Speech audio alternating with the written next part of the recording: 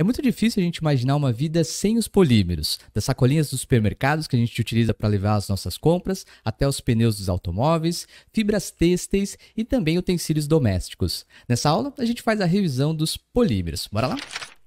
Bom, nós podemos falar que os polímeros, eles são basicamente aí macromoléculas, então são moléculas gigantescas de um peso molecular, uma massa molecular muito elevada, e são formadas pela repetição de N vezes de moléculas menores, que são denominadas ali de monômeros, né? Bom, se aqui a gente tem, por exemplo, esses quadradinhos que representam os nossos monômeros, através de ligações químicas, especificamente ligações covalentes, na presença de pressão, temperatura e também um catalisador adequado, nós temos a formação dos nossos polímeros. Então, esses quadradinhos, individualmente falando, são chamados de monômeros. São molequinhas pequenas que, através da reação aí de polimerização, conectam-se umas às outras, formando os nossos polímeros, essas grandes cadeias de massas ou pesos moleculares muito elevados. Legal. Bom, o primeiro caso de polímero que a gente estuda são os polímeros de adição, que são formados justamente pelas reações de adição, aquelas mesmas que nós já estudamos há um tempo atrás. Lembrando que a reação de adição, ela ocorre pela quebra da ligação π, e nessa quebra de ligação π, aí os átomos acabam tendo valências livres que vão se conectando a outros átomos. Aqui, especificamente no caso da polimerização, essas valências livres se dão entre os monômeros, que conectam-se entre si muitas e muitas vezes para a formação dos nossos polímeros, né? No caso aqui, os mais importantes polímeros de adição são os polímeros etilênicos ou vinílicos. Etilênicos porque são derivados do etileno, que é o eteno, né? Ou vinílicos, uma vez que nós vamos ver a repetição desse grupo vinil ou vinila que nós temos aqui. De um modo geral, o que a gente vai ver basicamente é a repetição desse grupo, né? CH2 dupla CH muitas e muitas vezes na formação desses nossos polímeros de adição. Então, bora ver alguns exemplos. Ó. Pegando aqui o próprio etileno para começar, a gente vai pegar então N moléculas do etileno, submetê-lo a condições adequadas de pressão, temperatura em um catalisador, e aí nós temos a formação do polietileno. Como é que ocorreu a reação? Nós temos aqui uma ligação do tipo sigma e uma ligação do tipo π. E nós sabemos que, energeticamente falando, a ligação π é mais fraquinha do que a ligação sigma. Não quer dizer que ela não seja, aí não tem energia nenhuma. Ela é só mais fraca em relação à ligação sigma. O que acontece aqui? Na presença do catalisador e sob pressão e temperaturas adequadas, a ligação π rompe e, consequentemente, então, nós temos a formação de um ponto de ligação de um carbono, ponto de ligação do outro átomo de carbono, e essas estruturas, que são N, quantas N? Tipo, milhões e milhares, né? Elas vão se conectando umas às outras para a formação, então, do nosso polietileno, dado pela sigla aqui, PE. Né? Então, esse N é justamente esse N, a quantidade de moléculas que foram utilizadas do nosso monômero. Né? Esse é o mais simples dos polímeros que a gente pode ter. Bom, aqui nós temos sacolas plásticas, brinquedos, frascos, não flascos, flexíveis, difícil, troquei o L pelo F, cebolinha. E aí tampas de garrafas, embalagem para cosméticos, enfim, uma infinidade de produtos aí são feitos através do polietileno. Muito bom. Bom, aqui nós temos o tetrafluoretileno. Perceba que os 4 átomos de hidrogênio do etileno foram substituídos por 4 átomos aqui de flúor. Então, sob condições adequadas, ele também pode se polimerizar, de novo, da mesma maneira, por reação de adição, quebra aqui, rompe a ligação π, um ponto de ligação para um lado, um ponto de ligação para o outro, e ele vai se unindo N vezes, né? E aí forma-se o politetrafluoretileno, muito mais conhecido pela sigla Teflon, que é utilizado, como a gente sabe, para revestir panelas e frigideiras que são antiaderentes. E também aquela fita veda-rosca que o pessoal passa antes de instalar, por exemplo, uma torneira, e impede assim que tenha vazamentos, né? Legal. Aqui nós temos o propileno. Perceba que ó, é derivado também do etileno. Tirou um átomo de hidrogênio e no lugar colocou esse grupo CH3. É claro que a gente chama de propeno ou propileno. Né? Sob condições adequadas, ele vai quebrar a ligação π, se junta N vezes formando PP, que é o polipropileno, utilizado aí, por exemplo, em para-choques de automóveis, né? Copos plásticos, Tupperware, coloquei aqui só para falar Tupperware, Tupperware e eletrodomésticos, beleza? Esse é o caso aí do propileno. Vamos mais, ó. Aqui nós temos o estireno. Tirei um átomo de hidrogênio lá do etileno, coloquei o benzenão no lugar. Então nós temos o estireno, também conhecido como vinilbenzeno. Sob condições adequadas, ele quebra a ligação π, então começa a se juntar N vezes, formando poliestireno, PS, que é utilizado para copos descartáveis, geralmente aquele para colocar café, né, líquidos quentes, isolantes térmicos, então canetas, aparelhos eletrônicos. Né? Bom, o cloreto de vinila substituiu então um átomo de hidrogênio e colocou no lugar um átomo de cloro, e ele vai então se polimerizar por adição. Né? A reação aqui forma o policloreto de vinila, muito conhecido pela sigla PVC, né? Polyvinyl chloride, na verdade em inglês, que é utilizado para fazer tubos de encanamentos, isolantes elétricos, né? Garrafas plásticas. Cuidado, são garrafas plásticas, vai pensar no PET, que é o outro tipo de polímero, hein?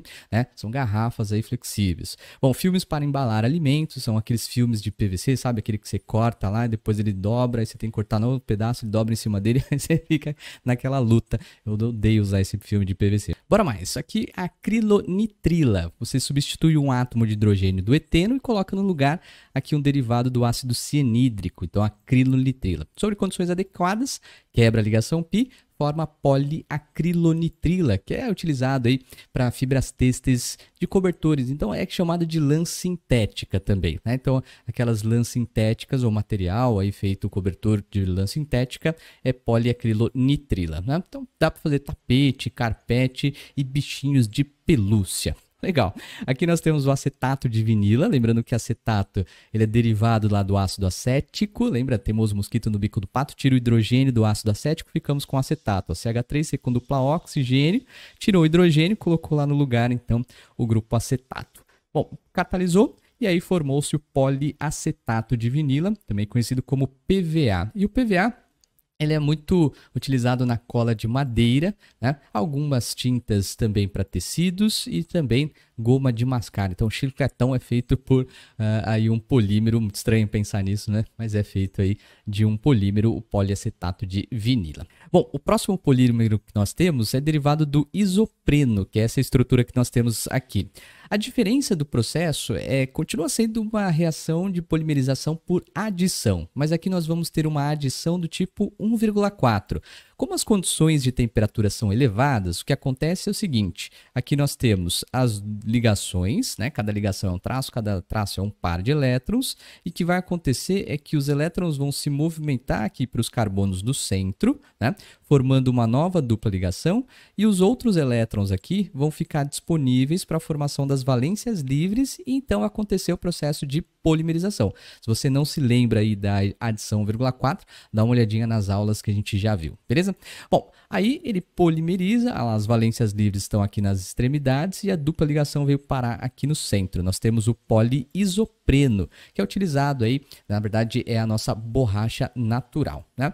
Bom, o buta 1,3 dieno, a mesma coisa lá. Por conta da temperatura, nós temos uma reação de adição 1,4. A dupla vai aqui para o centro, entre os carbonos número 2 e número 3, e as valências ficam aqui nas pontas, né? Sob pressão e temperatura, nós temos o polibutadieno, que forma a tal da borracha sintética, lógico, com algumas diferençazinhas aí, a gente vai ver mais para frente. E aqui nós temos o cloropreno, né? Então, tirou aqui o grupo CH3 do isopreno, colocou no lugar um cloro, então cloropreno, e aí forma-se também o neopreno, que é utilizado, por exemplo, em tecidos, né? Aqueles tecidos do pessoal que pega a onda quando tá frio, usa aí tecido ou aquela roupa de neoprene que fica grudadinha no corpo. Muito bem. Todos os polímeros que nós vimos anteriormente são chamados de homopolímeros, uma vez que os monômeros eles são idênticos entre si. Agora, quando os polímeros se diferem entre si, nós temos a formação dos copolímeros. Copolímeros, então, por definição, são formados por dois ou mais monômeros diferentes entre si. Vou te dar um exemplo. Ó. Nós temos aqui o buta 1,3 dieno que vai reagir com o estireno. E vai lembrar, por conta aqui de a gente ter, né, a dupla ligação conjugada, o que vai acontecer é a formação da dupla aqui entre o carbono número 2 e o número 3, e aí a valência livre se dá no carbono número 1 e no carbono número 4. Ou seja, nós vamos ter uma reação de adição 1,4 aqui no buta 1,3 dieno. E aqui, mesma coisa, quebra a ligação π, forma um ponto de ligação em cada um dos átomos de carbono. Sob condições adequadas, ele vai se polimerizar e forma a borracha sintética, né? Ou também conhecida pela sigla SBR, estireno, butadieno, rubber, de aí borracha. Então perceba que esse caso é um caso de copolímero, uma vez que os monômeros são diferentes entre si. Legal. Vulcanização da borracha, né? A borracha natural, ou até mesmo a borracha sintética, ela acaba sendo muito quebradiça e tem que passar por um processo conhecido como vulcanização, que é o aquecimento da borracha, seja ela natural ou sintética, em presença de enxofre, cerca aí de 3%, né, de enxofre, e o catalisador apropriado. Lembrando que o enxofre é um elemento lá da família 6A, é um calcogênio. Bom, você acaba tendo a formação de ligações de disulfeto entre as cadeias, né? E, consequentemente, aumentando a resistência aí da sua borrachinha. Isso faz com que você tenha a capacidade de esticar essa borracha e depois ela retornar para o seu estado aí original. Isso fica muito claro quando a gente pega aqueles elásticos de a gente amarrar aí dinheiro, né? Ou amarrar, seja lá o que for. O pessoal chama de liguinha. Então você pode aí esticar e depois ela volta ao normal a sua liguinha, tá? Então, ó, uma borracha não vulcanizada, ela está dessa maneira aqui descrita. E perceba que ela está, na verdade, com as suas cadeias poliméricas interagindo apenas por interações intermoleculares. E é por isso que se você começar a esticar muito, você acaba rompendo as interações intermoleculares, né? E fazendo com que a borracha realmente se rompa, você separa em dois pedaços. Agora, uma borracha vulcanizada, você acaba tendo, por conta aí dos enxofre, ou do átomo de enxofre que vai sendo introduzido, né? A formação dessas pontes de sulfeto. E faz com que uma cadeia apenas escorregue em relação à outra, mas não se rompa, porque a ponte de sulfeto, lembrando que ponte é uma coisa que conecta um lado ao outro, né? Então você tem disulfeto, dois átomos de enxofre. Essas pontes de disulfeto fazem com que você tenha apenas o escorregamento de uma cadeia polimérica em relação à outra, mas ela não se rompa, porque os átomos de enxofre ficam segurando uma cadeia em relação à outra, beleza? Então esse é um processo chamado de vulcanização. Legal. Polímeros de condensação. Então, olha só, a gente já falou sobre os polímeros de adição, falamos sobre os copolímeros e agora vamos falar sobre os polímeros de condensação, né? Eles são formados pela reação de condensação, quando duas moléculas orgânicas pequenas se juntam para formar uma maior e com saída de uma molécula pequenininha, que geralmente é a água, nós temos uma reação de condensação.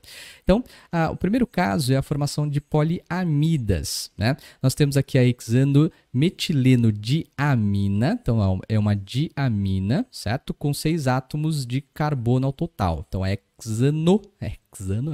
hexanometileno. Então tá aqui a estrutura de repetição 6 vezes do grupo metileno. E ele vai reagir com ácido adípico, que é um ácido dicarboxílico. E vale lembrar, claro, que nós vamos ter N moléculas de cada um dos nossos polímeros. Ô Igor, eu também posso classificar esses nossos polímeros de condensação como sendo copolímeros? Sim, eu posso ter duas classificações.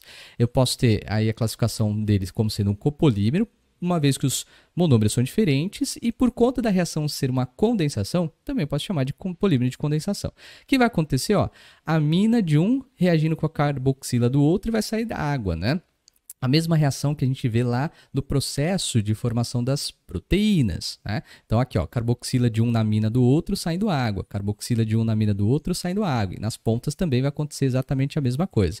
Sob condições adequadas, vai saindo um monte de molécula de água e nós temos a formação aqui das nossas poliamidas. Por que são chamadas de poliamidas? Porque olha a função que nós temos de formação aqui, ó, nitrogênio ligado diretamente a uma carbonila é chamada de amida, né? Então nós temos aqui, ó, as amidas, por isso que ela é formada, ou é chamada, na verdade, de poliamida, né? Essa poliamida é muito conhecida, ela é conhecida como nylon, certo? Nossa, olha que horrível, nylon 66, por conta aí da estrutura dos nossos monômeros serem formados por um total de 6 átomos de carbono, né? Que nós temos 4 no total, com mais 2, então 6. Aí a grafia pode ser com Y, com I, depende aí do autor, ele escreve de cada um de um jeito. Então, nylon 66, que é utilizado, né, para a fabricação de meia calça, tecidos de um modo geral, certo? Olha lá, ó, duas moléculas orgânicas que vão se reunir para a formação de uma molécula grandona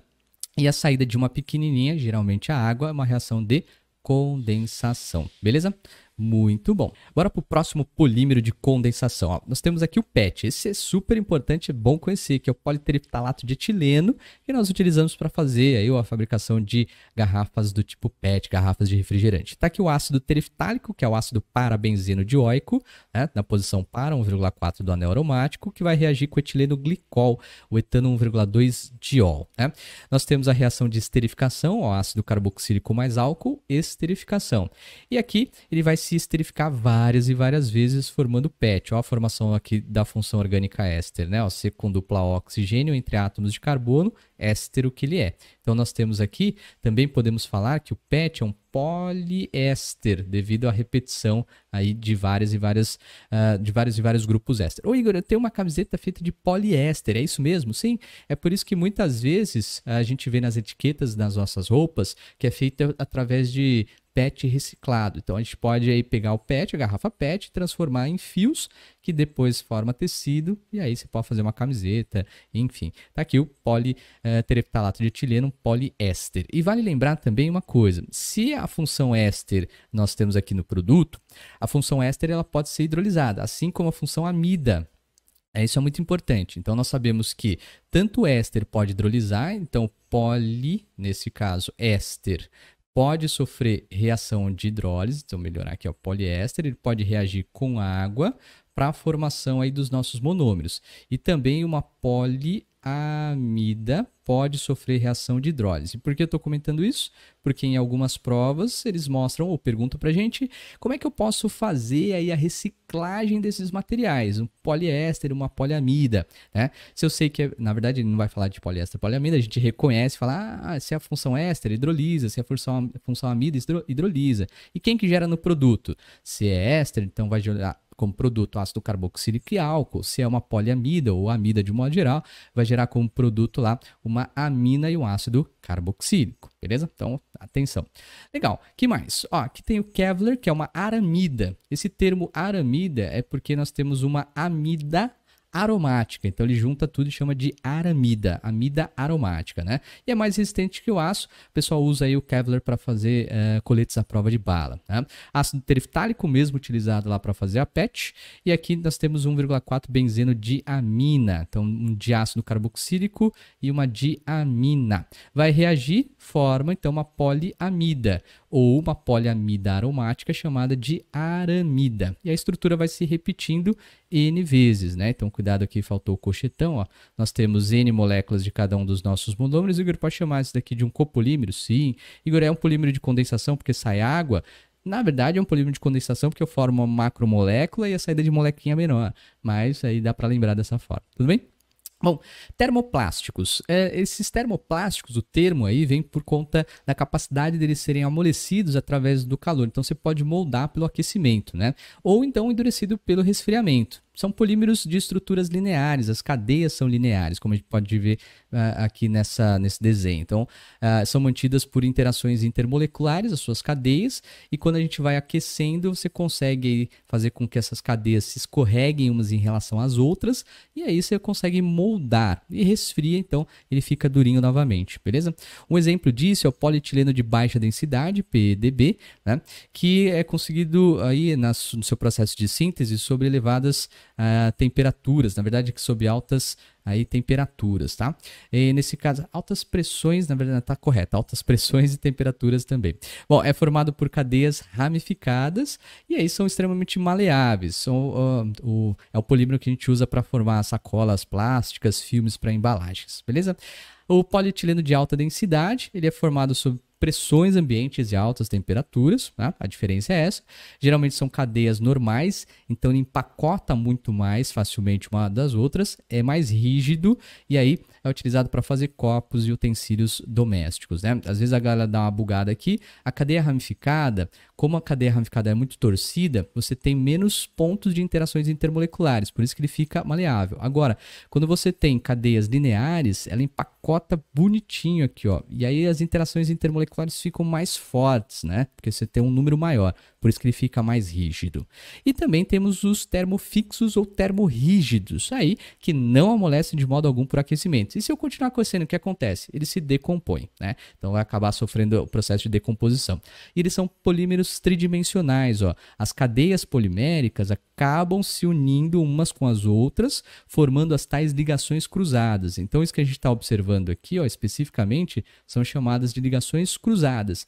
Isso faz com que a estrutura fique muito mais rígida e não consegue aí sofrer por aquecimento o processo de deformação. Se você aquecer demais, ele vira outra coisa, né? Aqui está um exemplo que é a baquelite. Você tem a formação do fenol, a reação de polimerização com fenol e um aldeído. Ele vai se polimerizar e vai formar a baquelite, que forma cabos de panelas, por exemplo. Se eu não me engano, isso daqui acho que é formado de baquelite, não tenho muita certeza, mas pode ser polietileno de baixa densidade, não sei. Mas enfim, ó, a estrutura que a gente está vendo aqui é uma estrutura tridimensional da baquelite. Então você vê que realmente ele vai formando várias ligações cruzadas entre as estruturas, é um emaranhado tridimensional dessas nossas moléculas, beleza? Muito bem, é isso aí, turminha. Fizemos a revisão rápida dos nossos polímeros. Espero que você tenha gostado. A gente se vê então numa próxima revisão. Tchau!